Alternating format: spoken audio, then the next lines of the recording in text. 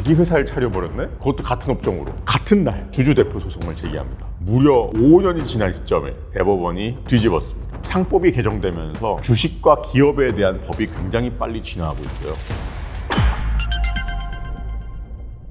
안녕하세요 여러분, 법아저씨 손우창 변호사입니다. 오늘은 조금 특이한 얘기를 들고 왔어요. 이 사건, 이 진행 경과가 되게 드라마틱해요. A회사의 주주들은 2020년 11월 이 땡땡 씨를 상대로 경업금지 의무를 위반한 책임을 묻는 소송을 제기했습니다. 법원에서는 소를 각하했습니다. 각하. 그런데 2025년 6월, 무려 5년이 지난 시점에 대법원이 이 결론을 뒤집었습니다. 오늘 이 판결이 왜 중요한지, 주주들의 권리에 어떠한 영향을 미칠 수 있는지 한번 같이 얘기를 해보는 시간을 가져보겠습니다. 회사 A의 업종은 포장지와 그와 관계된 기계의 제조 및 판매업입니다. A 회사의 대표이사인 이 땡땡씨, 물론 가명입니다. 이분이 설립한 회사 B, 이 회사 B의 업종이 뭐냐? 식품 첨가물 제조 및 판매, 그리고 포장재 제조 및 판매. 뭔가 좀 이제 업종이 겹친다는 거를 눈치채셨나요? 회사 A의 대표이사라는 사람이 경쟁업체를 자기가 스스로 설립을 해서 거기 대표이사로 취임한 거예요. 이 사실을 안 회사 A의 대주주, 주식을 80%나 들고 있는 분입니다. 이분은 너무 분노를 했죠. 아니, 내가 80%나 들고 있는 회사를 잘 운영하려고 뽑아놨더니 자기 회사를 차려버렸네? 그것도 같은 업종으로. 얼마나 화가 나겠어요. 아마 이제 사업이나 스스로 이제 자영업에 종사하시는 분이나 아마 이 심정을 이해하실 수 있을 거예요. 아니, 내 회사 영업을 가져오다가 자기 살을 찌우고 있었잖아. 이런 느낌이 들 수밖에 없는 거죠. 그래서 이 대주주 강땡땡 씨, 물론 가명입니다. 이분이 2020년 11월 6일에 회사 B에게 대표이사인 이 땡땡 씨를 상대로 소를 제기해달라, 이런 청구 서면을 보냅니다. 제가 주주라는 단어를 많이 쓰잖아요. 회사의 주인은 누굴까요? 바로 이 주주입니다. 주주. 여러분이 재테크를 위해서 주식을 사신다면 이 회사의 수많은 주인 중 한 사람이 되시는 거예요. 주주의 권리는 뭐가 있느냐? 크게 좀 두 개로 나누자면, 먼저 돈을 벌 수 있는 권리. 당연하죠. 재테크를 위해서 주식을 샀으니까. 회사가 사업을 잘하고 돈을 잘 벌어서 이익이 나면 그 이익을 나눠 받을 수 있어요. 이걸 우리는 배당이라고 부르죠. 주식 가격이 오르면 팔아서 이익을 남길 수도 있고요. 그렇다면 두 번째로 목소리를 낼 권리는 뭐냐? 회사에서 중요한 결정들은 모두 주주총회에서 이루어져요. 주주들은 이 주주총회에 참석을 해서 투표권을 행사할 수 있습니다. 대표이사는 누구로 할지, 이사는 누구로 할지, 감사는 누구로 할지, 또 회사를 합병할지 말지, 이런 큰 결정에 표를 던지는 거죠. 그런데 회사를 위해서 일을 해야 하는 이사가 회사의 이익에 반하는 행위를 한다면 어떻게 해야 될까요? 회사는 원래 그 이사를 상대로 소송을 걸어야 합니다. 그런데 회사가 소송을 제기하지 않는다면 주주가 나서서 회사 대신 이사를 상대로 소송을 걸어야 합니다. 1% 이상의 주식을 갖고 있는 주주, 혹시 상장회사라면 0.01% 이상의 주식을 6개월 이상 보유하신 주주, 이런 분들이 주주대표 소송을 제기할 수 있습니다.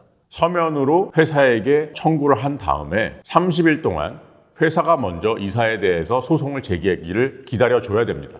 이 30일을 기다렸는데도 회사가 이사를 상대로 소송을 제기하지 않는다? 그때는 이제 주주가 회사를 대신해서 소송을 제기할 수 있는 거죠. 아, 이 강땡땡 씨 되게 성격이 급하신 분인가 봐요. 30일을 기다리지 않으시고 같은 날 주주대표 소송을 제기합니다. 이 상법에서는 회사가 소를 제기하기를 30일 동안 기다려야 한다고 되어 있는데 하루도 못 기다린 거예요. 그렇다면 1심 법원은 어떻게 판단을 했을까요? 뭐 예상대로 각하, 소 각하가 뭐냐? 쉽게 말하면 이 대한민국 법원이 이제 소장을 접수하긴 했는데 소를 제기하는 데 필요한 요건을 갖추지도 않았네. 우리 이 소장의 내용도 볼 필요가 없어. 그냥 돌려보내. 이게 바로 소각하입니다. 패소 판결이죠. 그런데 이 강땡땡 씨 포기하지 않고 소각하 판결에 대해서 항소를 제기했어요. 안 바뀌었죠. 1심 법원의 소각하가 맞다, 이렇게 판단을 내렸습니다. 그런데 대법원에서는 이 항소심 판결을 파기하고 사건을 돌려보냈습니다. 판결을 취소할 테니 항소심 법원에서 다시 한번 판단해봐라 하면서 사건을 돌려보내는 거죠. 대법원이 파기환송 결정을 하면서 주목한 부분은 어딜까요? 사실 이 대주주 강땡땡 씨는 1심 법원의 판단 이후 2022년 11월과 12월 이렇게 두 차례에 걸쳐서 회사에 그 대표이사인 이 땡땡 씨에 대한 책임을 묻는 소를 제기하라는 청구서를 2번이나 더 보냅니다. 회사가 답장을 했어요. 뭐라고 보냈느냐? 대표이사로 하여금 자기 자신을 상대로 소를 제기하라는 것은 그 자체로 받아들이기 어렵다. 한마디로 이제 당신이 아무리 소재기 청구서를 우리한테 보낸다 하더라도 우리는 절대로 소를 제기하지 않을 거야 라는 거를 공식적으로 선언한 거죠. 여기에 대해서 대법원이 주목하고 이렇게 판단을 내렸습니다. 주주의 대표 소송이 제소 요건을 갖추지 못한 채 소가 제기되었다 하더라도 주주로부터 소의 제기를 청구받은 회사가 이사의 책임을 추궁할 소를 제기하지 않을 의사를 명시적으로 밝히는 등 주주의 제소 청구에 응하지 않으리라는 특별한 사정이 인정된다면 이러한 경우까지 그 주주 대표 소송이 부적법하다고 보는 것은 소송 경제에 반하므로 그 하자가 치유된다고 봄이 타당하다. 문장이 어렵죠. 이 판결문 문장이 쉽지 않아요. 좀 더 쉽게 풀어볼까요? 자, 첫째, 이 강땡땡 씨가 30일을 기다리지 않은 거 잘못됐다. 그래서 절차적으로 하자가 있다.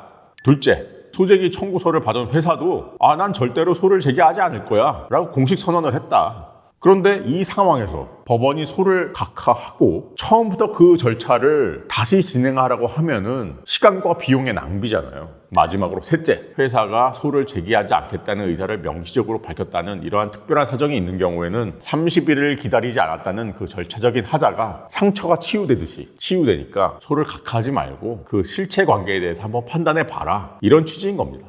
절차상 실수는 있었지만 이러이러한 사정이 있었으니 예외적으로 하자가 없는 걸로 본다. 이런 취지입니다. 이 대법원의 판결은 어떻게 보면 주주 대표 소송이 갖고 있는 절차적인 장벽을 굉장히 낮춘 거라고도 볼 수 있어요. 어떻게 보면 주주들이 권리를 행사할 그 기회가 조금 넓어졌다고 볼 수 있는 거죠. 요즘에 아마 이제 언론에서 상법 개정, 1차 상법 개정, 2차 상법 개정, 3차 상법 개정 이런 말을 엄청 많이 보셨을 거예요. 2025년 7월에 상법이 일부 개정됐거든요. 가장 중요한 게 이사의 의무의 범위가 확 바뀌었어요. 기존에는 회사에 대해서만 충실 의무를 부담한다고 되어 있었는데 개정된 상법에서는 회사 및 주주에 대해서 충실 의무를 부담한다고 되어 있습니다. 모든 주주의 이익을 동등하게 고려해야 한다. 요거를 법으로 명시한 거예요. 주주가 한 주를 들고 있는 분들도 계시고 몇백만 주를 들고 있는 주주도 계실 수 있잖아요.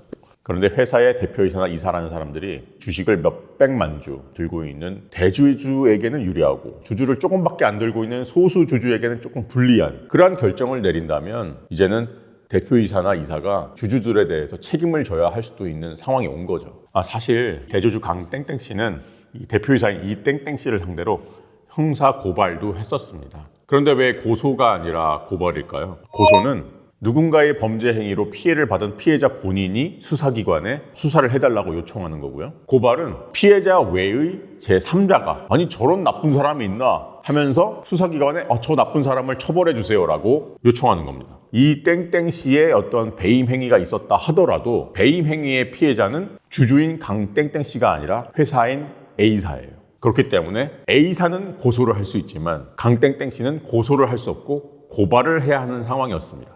그런데 이 경찰은 2022년 이 강땡땡 씨의 고발에 대해서 증거 불충분 결정을 내렸고요. 이제 고발 사건 같은 경우에는 이제 이의 제기를 할 수도 없어요. 경찰의 불송치 결정이 있으면 원칙적으로 절차가 종료됩니다. 그런데 이제 상법이 개정된 뒤에는 이 대표이사인 이 땡땡 씨가 대주주인 강땡땡 씨에 대해서도 충실 의무를 부담하잖아요. 그렇다면 강땡땡 씨도 배임죄의 피해자가 될 수 있지 않을까요? 아직 명확한 사례는 안 나왔어요. 앞으로 사례들이 축적되면서 정리될 부분이라고 생각합니다. 상법이 개정되면서 주식과 기업에 대한 법이 굉장히 빨리 진화하고 있어요. 앞으로 판례가 어떻게 형성이 될지, 형사 절차가 어떻게 진행될지 저랑 같이 함께 계속 추적해 나가셨으면 좋겠습니다. 오늘 영상이 도움이 되셨다면 구독과 좋아요 부탁드리고요. 저는 다음에 또 재밌는 얘기를 가지고 찾아뵙겠습니다. 안녕.